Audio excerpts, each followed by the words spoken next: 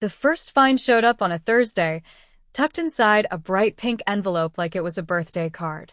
I should have known something was off when I saw the handwriting on the front tight, prissy cursive that practically screamed HOA. Inside, a notice from the Whispering Pines Homeowners Association, signed by none other than Beverly Langford, head of the HOA and self-declared neighborhood queen. She wrote that my dog, Rufus, had been creating repeated disturbances with excessive barking between the hours of 10 p.m. and 6 a.m. That was news to me. Rufus, my 12-year-old golden retriever, was more interested in his orthopedic dog bed than barking at night. The only thing he ever barked at was the mailman who came at noon and the occasional squirrel who dared to cross our backyard. But Beverly? She lived across the cul-de-sac. No way she could hear Rufus from there unless she had bionic ears. I crumpled the fine and tossed it into the trash. I figured it was a mistake. Until the second fine came. Then a third. Each one came with more aggressive language, and each carried a steeper penalty. By the fourth notice, Beverly was threatening to escalate the matter to a lien on my property if I didn't exercise proper control over the animal. I finally confronted her at the monthly HOA meeting in the community center. The room smelled like burnt coffee and lavender potpourri, classic Beverly. She sat at the head of the table, her helmet of frosted blonde hair unmoving as she adjusted her glasses and looked at me like I'd just tracked mud on her white carpet. "Beverly," I said, keeping my voice level, "you're saying Rufus is barking at night. But I'm home every night. He's asleep. I don't hear anything." She leaned back in her chair and folded her arms. "Just because you don't hear it, Mr. Caldwell, doesn't mean your neighbors don't. Several have filed anonymous complaints." Anonymous? I raised an eyebrow. "So, I can't verify who they are? Or even if they're real?" "Trust that we follow proper process," she sniffed. "Whispering Pines has a zero-tolerance policy for noise pollution. We expect compliance." I looked around the room. A few board members shifted uncomfortably, but no one spoke up. Beverly had them wrapped around her perfectly manicured finger. "Fine," I said. "You want evidence? I'll give you evidence." That night, I installed 2 sound monitors, one in the hallway near Rufus' bed, and one just outside the back door. Both synced to my phone and stored audio logs for 30 days. I even set up motion-activated security cameras on my porch and backyard, just in case Beverly was getting creative. For 2 weeks, I collected data. Not a single bark from Rufus after 9 p.m. Not one. I even went through the audio logs manually, listening for any peep. Nothing. Then, like clockwork, another fine came. This time, Beverly claimed Rufus had barked uncontrollably for 20 minutes at 2:14 a.m. on a Tuesday. I opened the monitor logs, dead silent. Just the low hum of my fridge and the occasional creak of the house settling. But what caught my attention was something else on the security footage. At exactly 2:10 a.m., headlights rolled slowly past my house. And stopped. It was a white Prius. Beverly's Prius. She just sat there, parked across the street, windows down, staring at my house. I leaned back in my chair, watching the footage loop. This wasn't about barking. It was about control. I wasn't the type to jump to conclusions, but when someone parks in front of your house just before accusing you of something that didn't happen and that someone has authority, they're not just watching. They're plotting. The next morning, I walked across the street and stood on the sidewalk outside Beverly's house. Her Prius wasn't in the driveway. I knew she volunteered at the Historical Society on Wednesdays, so I had a couple of hours to work undisturbed. I wasn't there to do anything illegal, just to get a better look. Her porch light had one of those old-fashioned glass globes, and the front of her house was immaculate. Too immaculate. Not a stray leaf or a hairline crack in the walkway, which got me thinking. I pulled out my phone and opened the footage from the night she sat outside my house. I zoomed in on her windshield. You couldn't see much through the reflection, but I caught the faint green glow of a phone screen lighting her face. She was recording. I drove to the city records office and requested a copy of the HOA's official complaint history. As a homeowner, I was entitled to review the documents under the public access clause of our governing documents. I expected some resistance, but the receptionist handed them over without blinking. Maybe Beverly didn't intimidate everyone. The report was worse than I thought. There were 5 separate complaints filed under anonymous tags over the past month, all submitted through the HOA's online portal. Same timestamps, same phrasing. I cross-referenced the submission times with the security camera footage. Every single time a complaint had been filed, Beverly's car had either just driven past my home or was parked nearby. She wasn't just involved, she was orchestrating it. I brought the data to my neighbor, Karen, a retired civil engineer who had lived in Whispering Pines for over 20 years. She was one of the few people who'd never run for the board or joined committees, and she liked it that way. "Look at this," I said, laying out the timeline, audio logs, and security footage on her kitchen table. All the complaints match Beverly's movements. And none of them have any actual evidence. Karen leaned in, adjusting her glasses. She's submitting them herself or coaching someone who is. "You know, this exact thing happened 10 years ago. She tried to fine the Ramirez family for having an unapproved mailbox. Turns out, she just didn't like that it was blue." "She's weaponizing the rules," I said. "She always has. The difference is you're documenting it." I asked Karen if she knew anyone with legal experience. She sent me to her niece, Dana, a housing attorney who had taken on HOAs before. I met Dana at her office downtown, bringing all my evidence with me. "Usually these cases are tough," Dana said, flipping through the printouts. "But this is solid. She's filed false reports, and if she's using her position to manipulate others into doing the same, that's abuse of authority. If she's issuing fines based on fabricated evidence, that's fraud. Can we stop her?" Dana leaned back in her chair. "We can do better. We can expose her." She helped me draft a formal cease and desist letter, citing misuse of HOA authority, defamation, and harassment. We sent it certified mail to Beverly's address and emailed a copy to the full HOA board. Dana also submitted a complaint to the state's Department of Consumer Affairs, which oversaw homeowner associations. But we weren't done. We needed to shake the roots. I rented a small sound system and set up a table at the community park on Saturday during the neighborhood yard sale. Karen brought cookies, and I brought facts. I played the audio logs empty silence overnight. I showed the camera footage of Beverly circling my house late at night. I handed out copies of the data timeline, the complaint records, everything. People gathered. At first, they just looked curious. Then they started murmuring. "I got a fine last month for unauthorized foliage," someone said. "But no one ever came to check my yard." "Same thing happened to me," said another. "They said my porch light was too bright. I have the same bulb as everyone else." That's when Mark, one of the newer board members, stepped forward. His face was tight, like he was putting puzzle pieces together in real time. "She always handles the complaint tracking herself," he said quietly. "We're supposed to rotate that responsibility, but she said it was more efficient if one person did it." "It's efficient if you're the one writing the complaints," I said. Later that day, Beverly showed up at my door. Her knock was sharp, like it was meant to intimidate. When I opened it, she was already mid-sentence. "You have no right to distribute private HOA documents to the public," she said, her lips tight. "They're not private. They're subject to homeowner review under our own bylaws," I replied. "And you don't get to invent rules just because you feel like it." "I don't have time for this nonsense," she snapped. "You should be more concerned about the defamation suit I'm preparing." "Excellent," I said. "Please include your fabricated reports and surveillance footage of you stalking my property. My attorney and the state board would love to see them."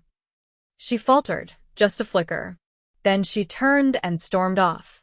The next week, I received a letter from the Department of Consumer Affairs. They were launching an investigation into Whispering Pines' HOA leadership. Dana had provided them with everything: the logs, the complaint patterns, the footage of Beverly's late-night stakeouts. They'd already scheduled interviews with the other board members. Then came the twist. Mark called me on a Tuesday evening. "You need to hear this," he said. "We had a closed-door meeting without Beverly. She's been signing off on expense reimbursements for things the board never approved: landscaping, printer supplies, even a $3,000 consulting fee to someone named LJ Enterprises." "Is that a real company?" I asked. "No. It's her husband's LLC. It was dissolved 2 years ago."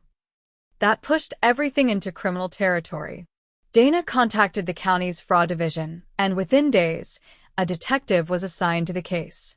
I handed over all the financial documents Mark collected, and the detective confirmed what we suspected: Beverly had been funneling HOA funds into her own accounts for nearly a year. When the arrest happened, it was quiet. Just 2 unmarked cars pulling into her driveway one morning while she was clipping her roses. She was escorted out in handcuffs while a few neighbors, coffee mugs in hand, watched from their porches. The HOA held a special election a few weeks later. Mark ran for president and won by a landslide. Karen took a seat on the board, and I joined the oversight committee, the first time it had ever existed. Beverly was charged with fraud, falsifying documents, and harassment.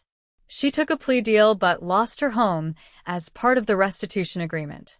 Her house was bought by a young couple with 2 rescue dogs.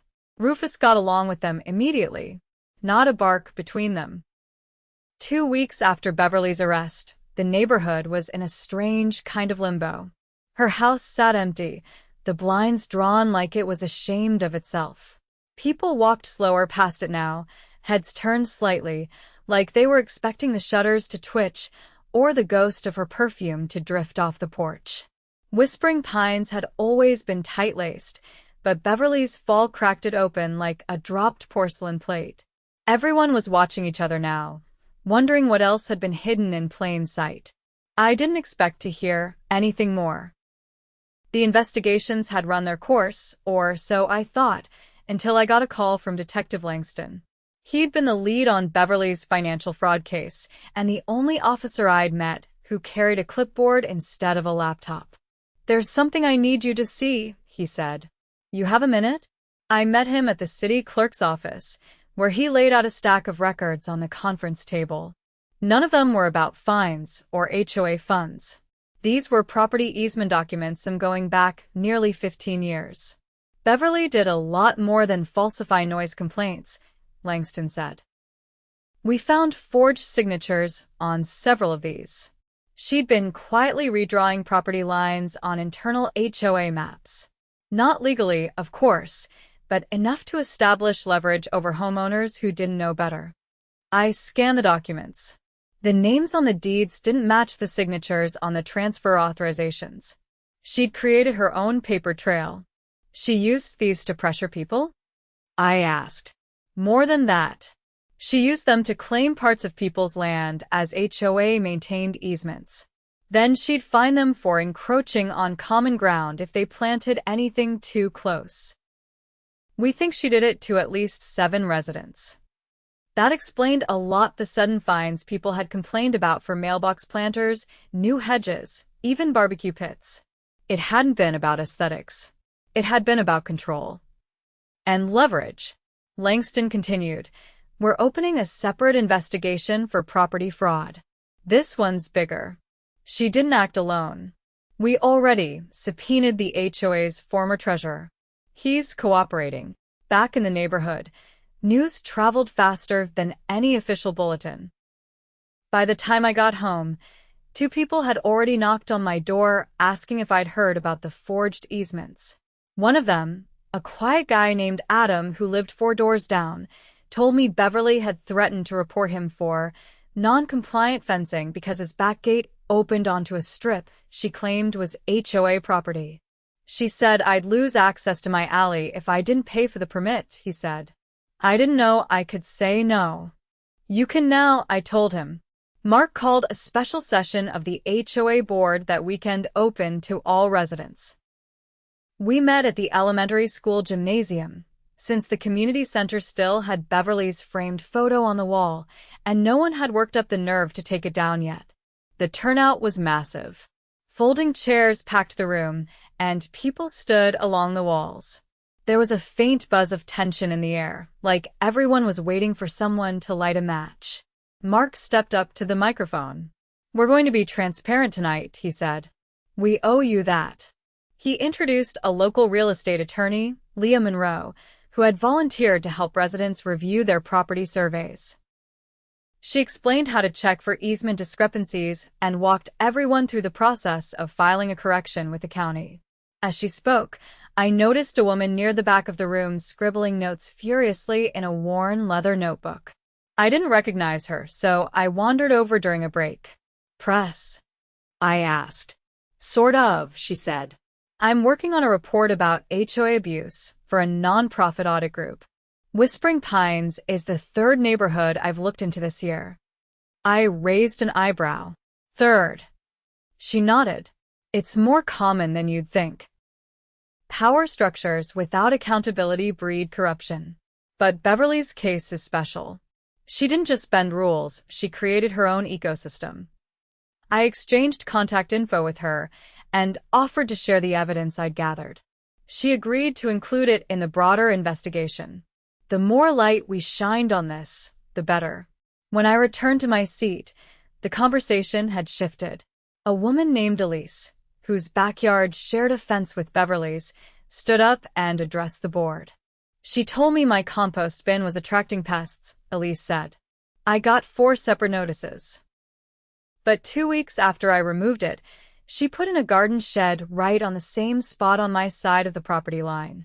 I didn't say anything because I thought maybe I'd measured wrong. Now I'm not so sure." Leah called her up to the front and reviewed the coordinates. Sure enough, the shed was 3 feet into Elise's property. The room erupted in low murmurs. Mark raised a hand. "We're going to do something we should have done years ago," he said. "We're hiring an independent auditor. Anyone who wants their property reviewed can sign up tonight. The HOA will cover the cost." That drew a round of applause. It wasn't loud, but it was honest. The forensic accountant brought in by the county confirmed what Langston suspected. Beverly had used a shell landscaping company to funnel money into a personal slush fund. She'd filed invoices for lawn treatments, pest control, and tree trimming that had never actually happened. The company's listed address was an abandoned strip mall unit 3 towns over. More than $20,000 had been siphoned off over an 18-month period. And the worst part? Some of that money had come from special assessments she'd pushed through with vague justifications about drainage improvements. When the county filed the second set of charges, this time for property fraud and embezzlement, it made the local paper. A photo of Beverly being escorted from the courthouse, her expression unreadable, sat under the headline, "HOA President Accused of Forging Deeds." The nonprofit audit group released their report a week later. Whispering Pines was listed as a case study in the dangers of unchecked HOA authority. The write-up included a summary of our community's reforms, rotating complaint officers, mandatory public access to all meeting minutes, and a new clause requiring third-party review for any fines exceeding $100. Dana, the attorney who'd helped me from the start, was invited to speak at a municipal conference about HOA oversight. She asked me to join her on the panel. I didn't love public speaking, but I agreed. If telling our story meant other neighborhoods wouldn't get steamrolled by people like Beverly, it was worth it. Back home, things settled into a new rhythm. Rufus spent his evenings on the porch again, tail thumping lazily as kids biked past. The couple who'd bought Beverly's house added a porch swing and took down the heavy curtains. They hosted a block party in their front yard with lemonade and grilled corn. Nobody talked about fines or bylaws. Only dogs and music. The old HOA sign at the entrance to the neighborhood, the one Beverly had insisted be repainted every year, was replaced with a new one. Underneath, "Welcome to Whispering Pines," Someone had added a smaller plaque that read, "Community First." It was quiet most nights. Peaceful even. And if Rufus barked now and then, nobody noticed. Or maybe nobody cared. The oak trees lining the main road through whispering pines were beginning to shed early, scattering bronze leaves across walkways that had once been policed with the precision of a military parade. No one was measuring the distance between trash bins and curbs anymore. No one was issuing violation slips for aesthetic disharmony because someone planted tulips beside azaleas. The air had changed, but there was still unfinished business. The evidence Beverly left behind had triggered a domino effect. The district attorney's office, now deep into their investigation, had uncovered a second layer of criminal activity. Not only had Beverly falsified easement records and redirected HOA funds, but according to a subpoenaed email log, she'd also been coordinating with a private security contractor to monitor specific residents' movements without consent. Not just idle surveillance, actual contracts, invoices, and GPS data.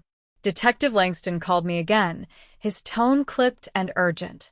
"We've discovered something else," he said. "You'll want to see this in person." I met him at the precinct, where he led me into a quiet, windowless room. On the table sat a thick manila folder and a laptop. He opened the folder first.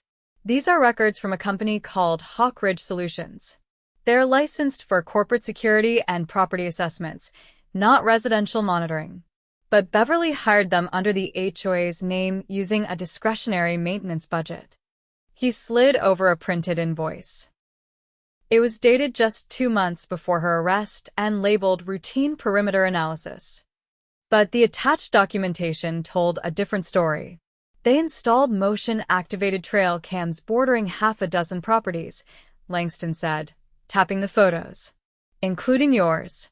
I studied the images, grainy black and white stills showing the side of my house, the back fence, even the alleyway gate. One had a timestamp that matched the night Beverly accused Rufus of barking nonstop. But instead of showing a disturbed dog, the photo captured a raccoon waddling beneath a porch light. Langston clicked the laptop. A paused video waited on screen. "I want you to see this," he said, pressing play. The footage was from a mobile trail cam, pointed toward my backyard. The camera's night vision kicked in as a figure stepped into view. It wasn't Beverly.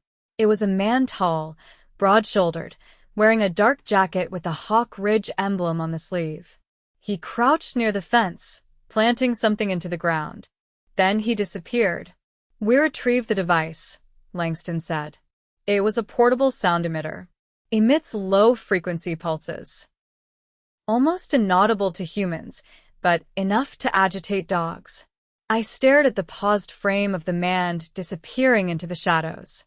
"They were trying to provoke Rufus," I said slowly. "Not just him," Langston replied. "We found 3 more devices on neighboring properties. The idea was to trigger barking, then log it as a disturbance. Manufactured behavior." "Why?" Langston flipped to another document. "We found emails between Beverly and a local real estate agent. She was preparing to push for a quiet zone ordinance in the neighborhood, targeting homes with repeated violations. Homes that just so happened to be owned by residents who'd opposed her in previous votes." My stomach twisted. She was building a justification to force them to sell. Langston nodded. "Lowball offers through shell buyers. Then resell once the HOA cleared them as problem-free. Is that legal? Not even close. That's coercion, fraud, and conspiracy to interfere with property rights. We're charging everyone involved." The next day, I was subpoenaed to testify before a grand jury. I wasn't the only one. Elise, Adam, and 4 others gave statements. Dana worked with the prosecutor's office to prepare our testimonies, and the courtroom was packed with folders, exhibits, and boxes filled with every complaint Beverly had ever filed. The turning point came when the Hawk Ridge contractor agreed to a deal in exchange for immunity. He admitted under oath that Beverly had instructed them to install agitation devices specifically to provoke pets. The goal was to accumulate documented violations, which she then used to justify disciplinary action and eventual forced sales. The jury returned a full indictment. Beverly faced additional charges: attempted property theft, unlawful surveillance, and conspiracy to defraud homeowners. Her real estate accomplice was arrested on the same day. It was over. For good. The court ordered restitution to every homeowner who had been fined under false pretenses. The HOA was placed under temporary receivership while a third-party firm audited its finances and restructured its policies. Mark stepped down voluntarily, citing the need for total impartiality during the transition. At the final community meeting before the receivership began, Leah Monroe addressed everyone from the center of the rec hall. No one person should ever have enough power to weaponize rules against their neighbors, she said. This neighborhood isn't a gated kingdom. It's a community. And communities only work when people are equals. A round of applause followed. No one stood at the front. No one held a gavel. Everyone sat in folding chairs like equals. I walked home that night beneath a sky just beginning to cloud over. Rufus trotted beside me, tail high, ears perked at the rustling of leaves. When we reached the porch, I paused and looked back. The windows on Beverly's old house were lit from within, and laughter spilled faintly into the night. The new owners had turned her office into a playroom. The front yard now had a handmade sign with painted letters reading "Free Books." A little girl was stacking them into a wooden box with her mother. Rufus gave a quiet huff and settled onto the porch, eyes half-lidded. I leaned back against the railing, breathing in the cool air. No more pink envelopes. No more made-up rules. Just neighbors, finally living side by side, not under surveillance, but in peace.